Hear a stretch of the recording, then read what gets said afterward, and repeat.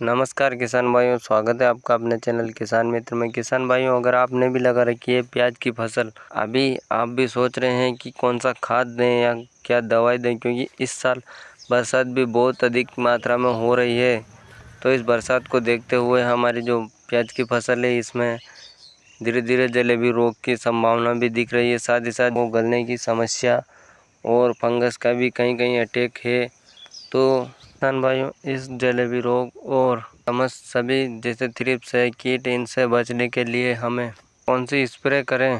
तो किसान भाइयों, आज वीडियो के माध्यम से हम बात करेंगे कि जो हमारे प्याज की फसल है उसमें जो हम खाद दें तो वो कौन सा खाद दें, और साथ ही साथ जो पहले डोज में जो स्प्रे करने वाले हैं वह कौन कौन से दवाई या कॉम्बिनेशन को मिला करके करें। तो किसान भाइयों, चलिए शुरू करते हैं। अगर चैनल पर नए हैं तो प्लीज़ वीडियो को लाइक और चैनल को सब्सक्राइब ज़रूर कर लें।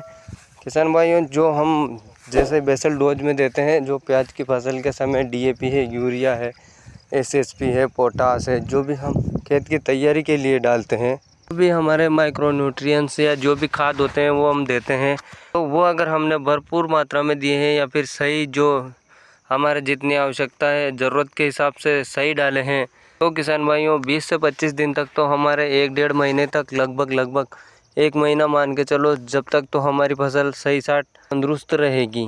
फिर उसके बाद में आना शुरू होते हैं ये बीमारियां। तो हमें किसान भाइयों जो पहला जो स्प्रे करते हैं हम फर्स्ट डोज, तो उसमें इन बातों का ध्यान रखते हुए हमें जो खेत के शुरुआती चरण में हमने जो डाले थे DAP, single super phosphate, potash, जो भी कुछ डाले थे उनमें से अगर हमने कोई खाद छोड़ी है या फिर रे बची हुई है तो हम उसे अब इस बार 20 से 25 दिन बाद दे सकते हैं। और हमें उनके साथ साथ हल्की मात्रा में यूरिया देना है और सिंचाई करनी है।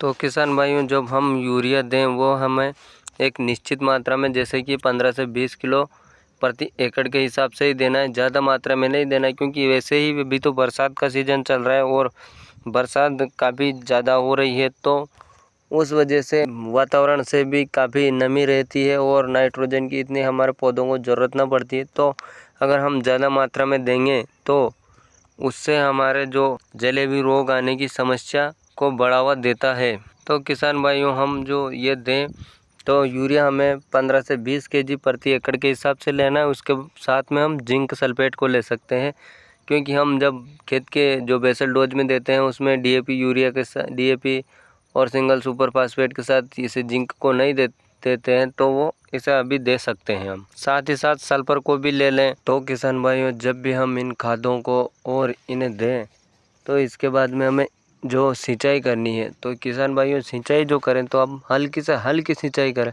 यदि अगर हम स्प्रिंकलर से कर रहे हैं तो घंटा आधा घंटा ही दें, और यदि अगर हम ऐसे ही सादी सिंचाई कर रहे हैं तो हमें बिल्कुल हल्की से हल्की सिंचाई करनी है, क्योंकि किसान भाइयों ज़्यादा मात्रा में सिंचाई करने से हमारी फसल को खराब होने की समस्या बढ़ सकती है। कई बार ये ऐसा भी होता है कि जैसे ज़्यादा बरसात होती रहती है और खेतों में नमी भी ज़्यादा मात्रा में, और हमें खाद देना है। खाद देना है तो खाद देने के बाद सिंचाई करनी पड़ेगी। तो किसान भाइयों, सिंचाई जो हम करते हैं तो ज़्यादा कर समस्या को देखते हुए हम अगर खाद ही न दें कि तो वो धीरे धीरे पीली पड़ रही है फसल को, तो खाद की ज़रूरत है। तो इसलिए हमें हल्की सिंचाई करनी है। जब खाद हम दे दें उसके बाद में हमें हल्की सिंचाई करनी है। तो ये तो हुई किसान भाइयों खाद की, जो कि हमें फर्स्ट खाद देना होता है। उसके बाद अगर बात करें स्प्रे की, तो हमें फर्स्ट जो स्प्रे देनी है तो वो भी किसान भाइयों, यदि अगर हमारा कुछ समस्या नहीं भी है तो भी हम 30 से 35 दिन बाद हमें देनी है, क्योंकि आगे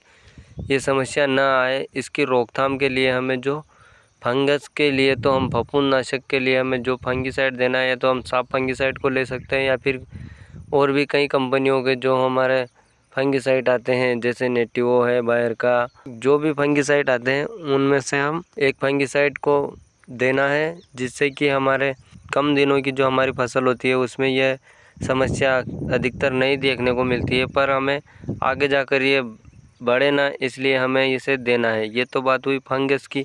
उसके साथ ही अगर बात करें हम कीट की, तो किसान भाइयों हमारी जो फसल छोटी होती है प्याज की, तो उसमें एक तो ये जो चबाने वाले कीड़े होते हैं जैसे सुंडी है, रस चूसक कीड़े भी होते हैं जैसे वाइट मक्खी है और थ्रिप्स है, ये सभी, तो इनके लिए हमें किसान भाइयों जो देना है वह है। और किसान भाइयों जो पीले पीले पत्ते हमारे जो दिखने लग जाए पौधे, तो उसमें रस्ट चूसक कीटों, इनके रोकथाम के लिए हम कोई एक कीटनाशक को लेना है। जैसे कि सभी प्रकार के हमारे कीटनाशक देखने को मिलते हैं हमें, तो हमें जो लेना है वो WG फॉर्म में लेना है। जैसे इमामेक्टिन बेंजोएट है, ये बहुत ही अच्छा कारगर स्प्रे है जो कि सुंडी को तो रोकेगा ही, साथ ही साथ रस चूसक कीड़ों को भी कंट्रोल करेगा। इसलिए हमें इसका, और जो एक फंगिसाइड जैसे साफ फंगिसाइड और इमामेक्टिन बेंजोएट का बहुत ही अच्छा कॉम्बिनेशन बन जाएगा, तो इन दोनों का भी हम स्प्रे कर सकते हैं। साथ ही किसान भाइयों, अगर आप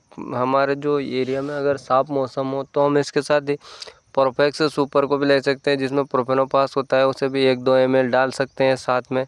यदि अगर मौसम साफ न है तो फिर हमें इमामेक्टिन बेंजोएट के साथ में यही देना होगा, जो साफ फंगिसाइड, दोनों को मिला करके हम देंगे तो बहुत ही अच्छा रिजल्ट देखने को मिलेगा। ये फर्स्ट स्प्रे की बात हुई किसान भाइयों। मिलते हैं अगली वीडियो में। जानकारी कैसी लगी किसान भाइयों? जानकारी अच्छी लगे तो किसान भाइयों वीडियो को लाइक और चैनल को सब्सक्राइब ज़रूर करें। तब तक के लिए धन्यवाद। मिलते हैं अगली वीडियो में।